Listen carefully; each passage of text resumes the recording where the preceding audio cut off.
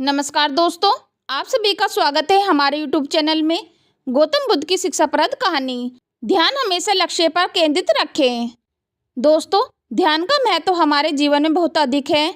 महात्मा बुद्ध की एक प्रेरक घटना से जुड़ी एक कहानी हमें यह समझाती है कि कैसे सही फोकस और समर्पण से जीवन को सफलता की ऊंचाइयों तक ले जाया जा सकता है।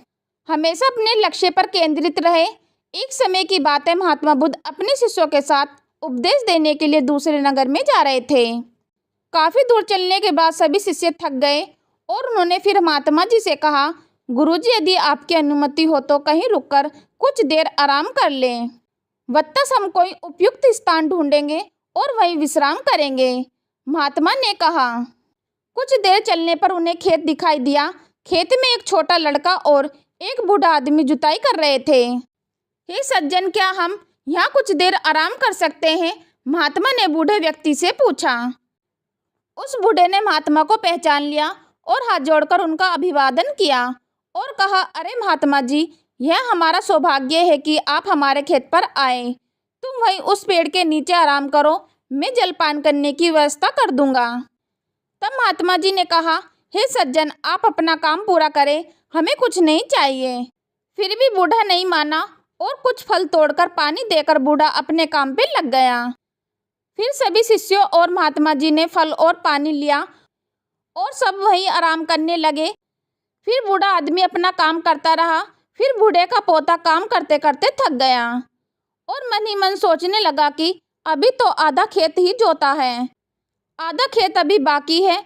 अब मैं थोड़ा आराम करूंगा और फिर आधा खेत जोतूंगा।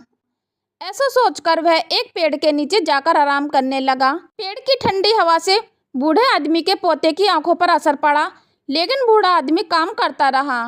फिर जब तक बूढ़े का पोता सोकर उठा, तब तक बूढ़ा पूरा खेत जोत चुका था।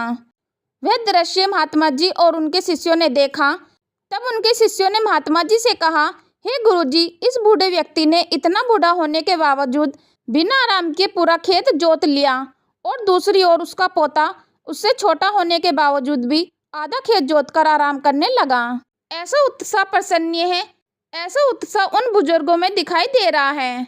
और उसका पोता थकने से विश्राम करने चला गया।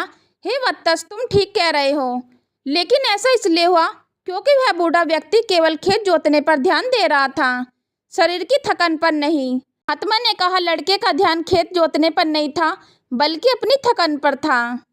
यह हमें सिखाता है कि अपना ध्यान हमेशा लक्ष्य पर रखें, कहीं और नहीं। इतना कहकर महात्मा जी और उनके शिष्यों ने बूढ़े को नमस्कार किया और अपने रास्ते पर चले गए। दोस्तों, इस कहानी के माध्यम से हमने सफल जीवन के लिए ध्यान और समर्पण के महत्व को देखा।